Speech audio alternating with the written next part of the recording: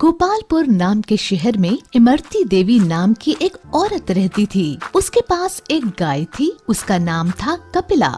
कपिला ढेर सारा दूध देती थी। इमरती देवी के 3 बेटे थे।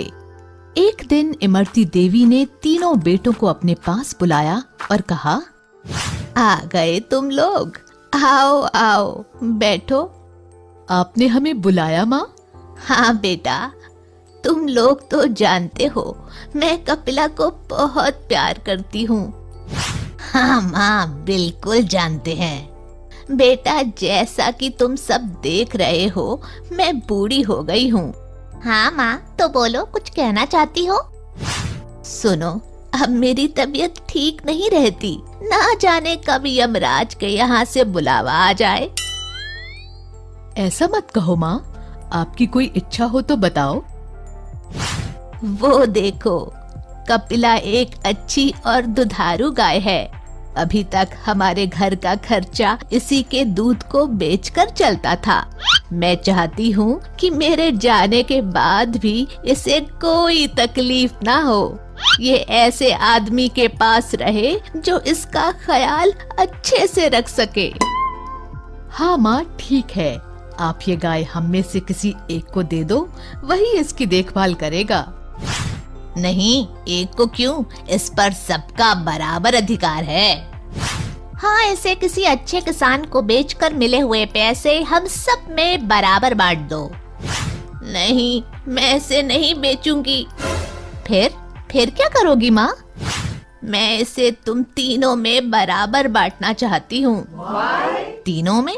ये कैसे हो सकता है? हाँ माँ, तीनों में वो कैसे? तीनों माँ की ओर देख रहे थे। देखो, सप्ताह में 7 दिन होते हैं और तुम 3 लोग हो, तो बारी बारी से एक एक दिन गाय को अपने पास रखना।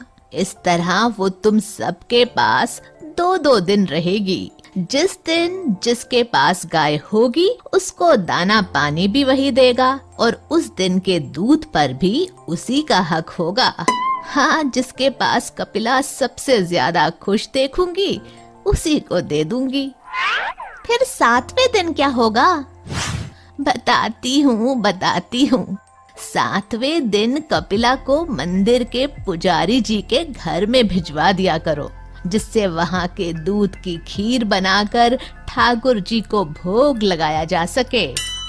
फिर उस दिन दाना कौन देगा? मैंने पुजारी जी से बात कर ली है। उस दिन मंदिर के चढ़े हुए फल और बचा हुआ प्रसाद कपिला को खिलाया जाएगा। ठीक है माँ, जैसा आप कहो। तुम सबसे बड़े हो, इसलिए सबसे पहले वे तुम्हारे घर रहेगी। ठीक है माँ, जैसा आप कहो। उनके कहे अनुसार तीनों भाई एक एक दिन गाय को अपने पास रखने लगे।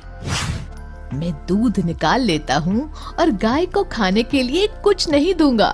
वैसे भी कल मंझले भाई के पास जाएगी तो वो खिलाएगा ही। आज मेरा नंबर है, मैं तो दूध निकालूंगा। गाय को खाना देना जरूरी नहीं है। कल बड़े भैया ने तो खिलाया ही होगा और कल छोटा भाई भी खिलाएगा। तो मैं ना खिलाऊं तो किसी को कानो कान खबर भी ना होगी। 2 दिन से खूब खा रही हो कपिला, ज्यादा खाना नुकसान करता है। आओ, आज सिर्फ दूध दो मुझे। इसी तरह तीनों भाई दूध निकालते और उसे खाना कोई नहीं देता, लेकिन पुजारी जी कपिला को अच्छे से भरपेट खाना देते। इमरती देवी देख रही थी कि कपिला धीरे धीरे कमजोर होती जा रही थी। आखिर उन्होंने सोचा क्यों ना कारण पता लगाया जाए और बारी बारी से तीनों बेटों के घर जाकर जांच की। सबसे पहले बड़े बेटे के घर जाती हैं और छुप कर देखती हैं। आओ कपिला, मैं आज जल्दी में हूँ, दूध निकाल लेता हूँ। वैसे भी कल मंझले भाई के पास जाओगी तो वो खिलाएगा ही, तब ज्यादा खा लेना।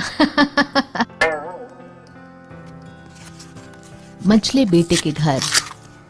खाना देना ज्यादा जरूरी नहीं है, पर पैसों की बड़ी जरूरत है। आज दूध बेचकर कमाऊंगा। कल बड़े भैया ने तो खिलाया ही होगा और कल छोटा भाई भी खिलाएगा।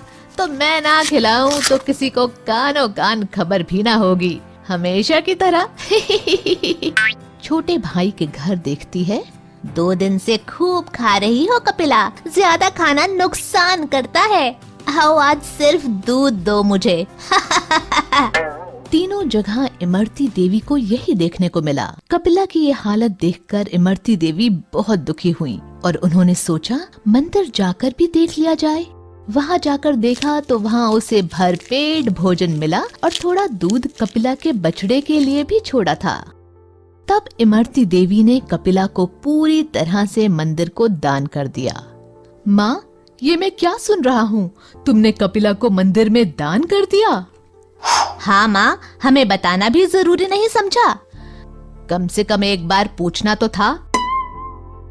मुझे किसी से नहीं पूछना। मैंने तुम तीनों को देखा है दूध निकाल कर रखते हुए। किसी को भी कपिला के खाने की फिक्र नहीं थी। वो अगर अब तक जिंदा थी तो मंदिर के खाने की दम पर, इसलिए अब उस पर पुजारी जी का ही हक है। इतना सुनकर तीनों ने शर्म से सिर झुका लिया। हमें माफ कर दो माँ, हमसे गलती हो गई। अब कभी दोबारा ऐसा नहीं होगा।